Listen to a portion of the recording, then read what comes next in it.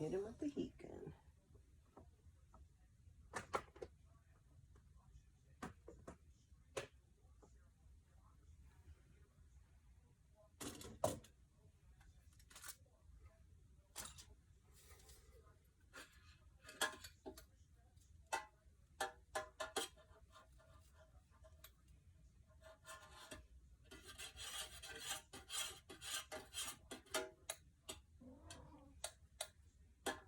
Not quite ready yet.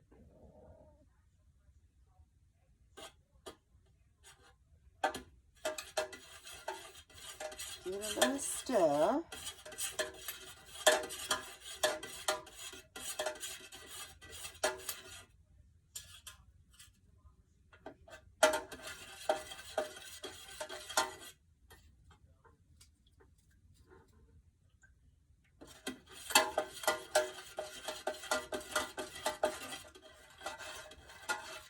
We've still got a little bit of time to go before we pour.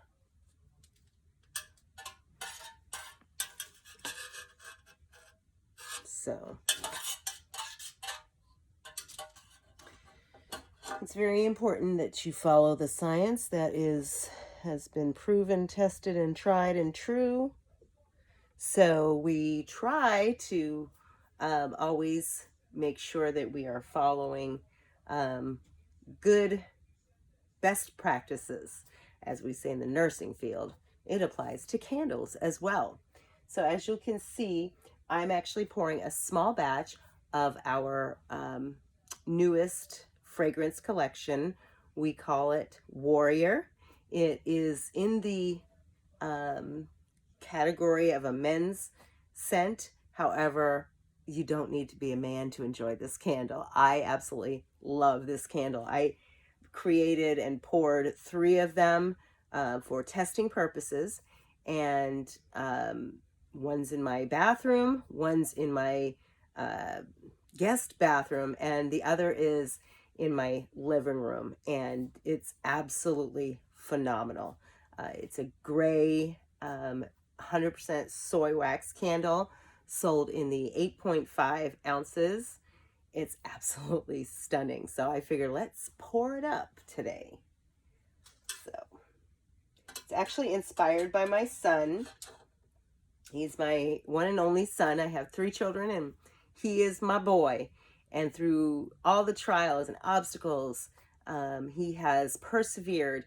He's full of passion, full of life, full of wisdom, and he truly is a warrior. So to all of you with warrior sons, with warrior husbands, or if you yourself are a warrior, I implore you to try this Tipsy Candle favorite, Warrior. Let's just see if it's ready to be poured.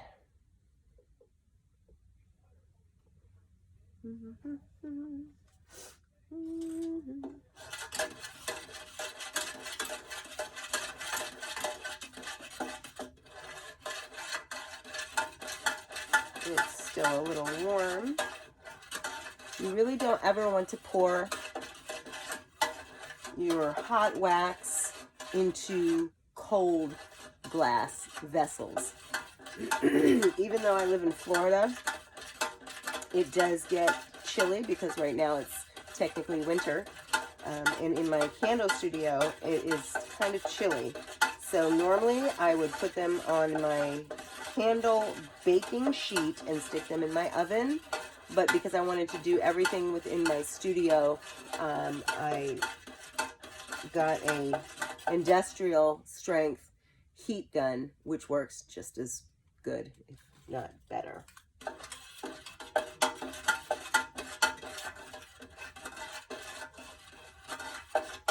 I pour at a temperature that works for me, which is between 130 and 135. So we're at 144 right now.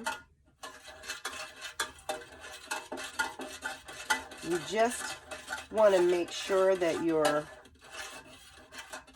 fragrance oil is binding properly with your wax. And for that reason,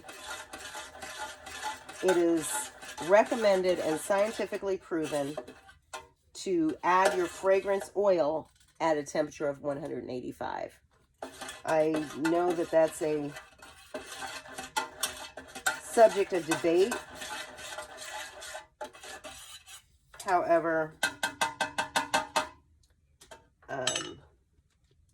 in my experience, it does not bind well at a lower temperature, and definitely not at a higher temperature. There's a myth out there that if you pour in your fragrance oil at 185 that all the fragrance burns off. That's not true. It actually, your wax that has been melted and cooled down to 185 has opened up like the molecules and is ready to receive the fragrance oil at that temperature. So for that reason, I highly, highly recommend adding your fragrance oil at 185. And just for the sake of this video, essential oils and paraffin and whatever, coconut, soy, apricot, whatever other kind of wax that you're using, this is not it. So it might not apply to your situation. Definitely do your research and test your candles. If you are making them for fun, you can test, but it's just for you. These are for the Tipsy Candle business. So we test every candle that goes out. Let's see where we're at now. We are getting there. We're at 141.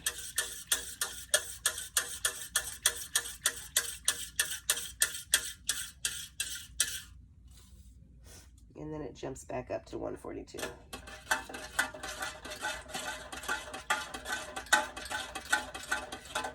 I personally am probably going to pour these at 135 today. I had a little snafu when I poured at 140, so I don't really want to pour at 140. So. Then I'll have to blast my jars again with the heat gun. And I'll be speeding this part up.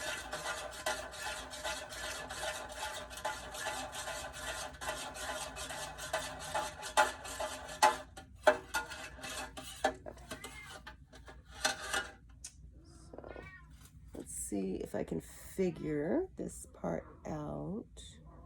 So you might notice that I have what looks like a cooling rack underneath my vessels, and you're absolutely correct. It is a cooling rack. For the last 7 months, I've been making candles.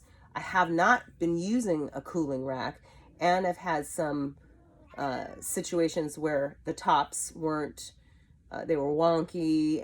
Sometimes I was getting sinkholes or craters, and I'd have to kind of melt those down with a heat gun. And in my research, forgot all about that. You know, when you're setting your glass vessels on top of a table, a surface, a hard surface, it's cooling kind of unevenly. So this allows the air to come up and cool it kind of more evenly. So truly, it's the best $10 investment that that I have made. $10 on a cooling rack at Bed Bath & Beyond. So let's see where we are now.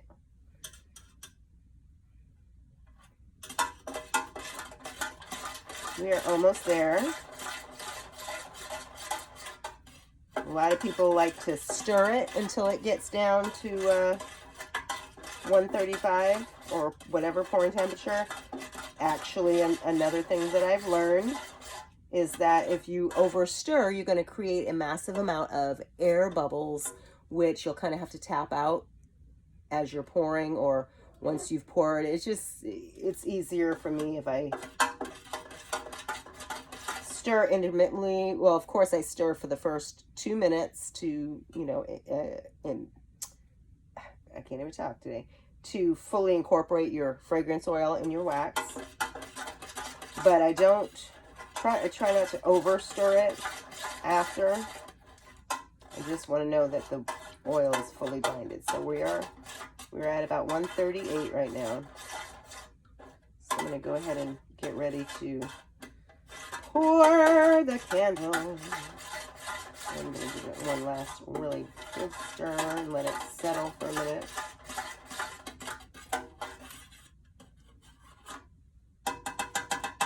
Quick note, a lot of people like myself hate the cleanup with the wax and whatnot.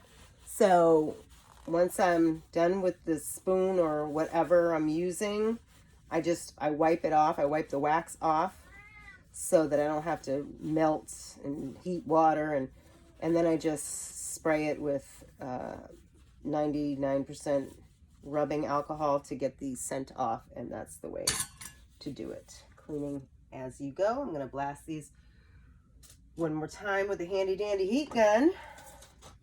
This Genesis industrial thing is pretty good. It gets very hot. Actually burnt my hand the other day. I've already pre-whipped and set everything up.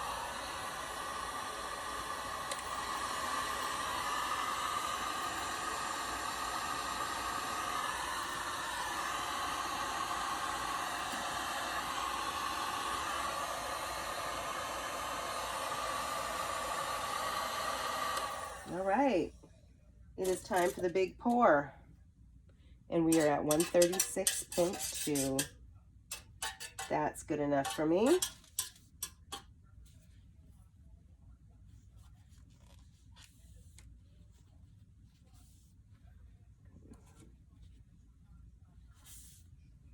See if I can get you a good angle.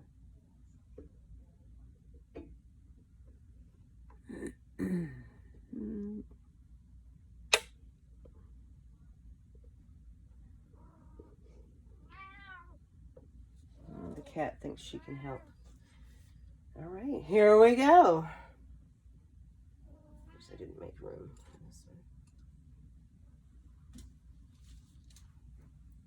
one. And the ring light stopped.